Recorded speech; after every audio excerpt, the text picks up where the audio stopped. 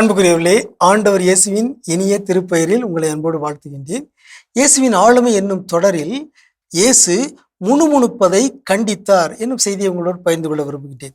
லூக்கா நற்செய்தி 19ஆம் அதிகாரம் 7வது இறைமொழி.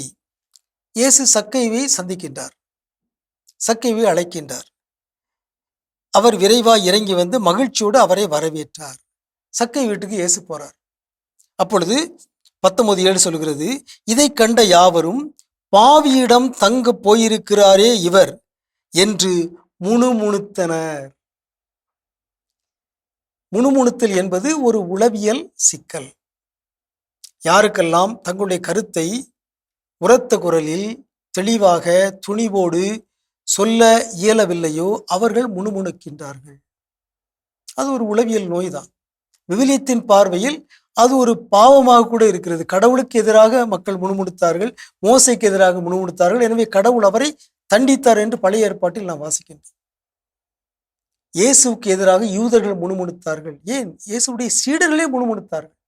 இயேசு தன்னுடைய உடல் வாழ்வு தரும் உணவு என்று பேசிய போது இயேசுடைய சீடர்களே முணுமுணுத்தார்கள். எனவே இயேசு கூறினார், நீங்கள் முணுமுணுக்க வேண்டாம். மற்றவர்களுக்கு புரியாமை, துணிவின்மை, நேர்மையின்மை, குறை காணும் மனநிலை, இவற்றின் வெளிப்பாடுதான் முணுமுணுத்தல். எனவே நம்முடைய வாழ்வை நாம் ஆய்வு செய்ய வேண்டும். என்னிடம் முணுமுணுக்கிற பழக்கம் இருக்கிறதா என்பதை நாம் ஆய்வு செய்து மற்றவர்களிடம் கேட்டு தெரிந்து கொண்டு அதை முற்றிலும் நீக்க வேண்டும். சாலமோனின் ஞான நூல் 1:11 சொல்கிறது, பயனற்ற முணுமுணுப்பு பற்றி எச்சரிக்கையாக இருங்கள். பழிச்சொல் கூறாது உங்கள் நாவை அடக்குங்கள், ஏனெனில் மறைவாய் பேசிய எதுவும் விளைவின்றி போகாது. நாம் நினைக்கிறோம் முணுமுணுக்க தானே செய்தோம், அது யாருக்கும் கேட்கலையே.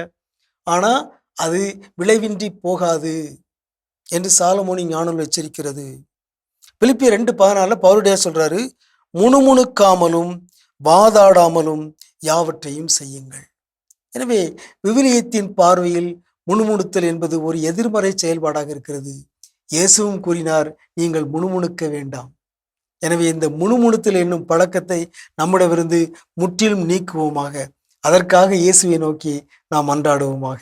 உங்களுக்கு அமைதி உரித்தாகுக.